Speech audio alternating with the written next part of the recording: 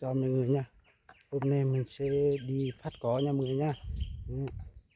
Thời gian này mình sẽ lên mọi người nha. Mình quay cho mọi người xem đây.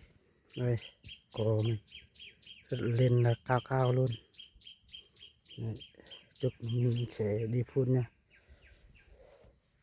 Cả mình bên này ít trái. Đủ con muỗi có rất nhiều luôn nha.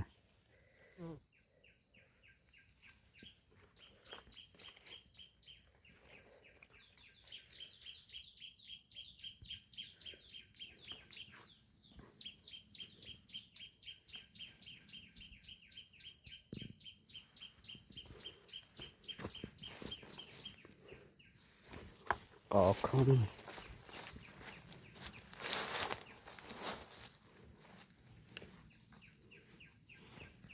Cá tơ.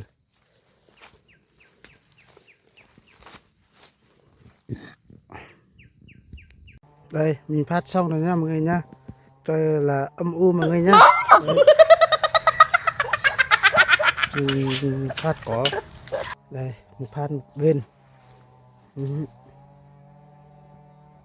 Cả mình năm này chai nó ít quá. Không nhiều. Cá tơ nha mọi người nha. Đấy.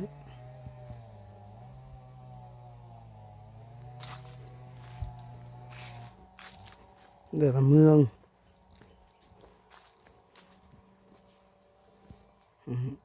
Còn bên đây là chưa phát có.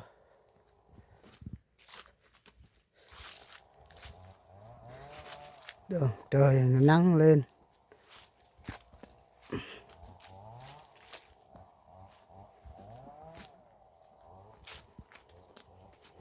Bên này là chưa phát nha.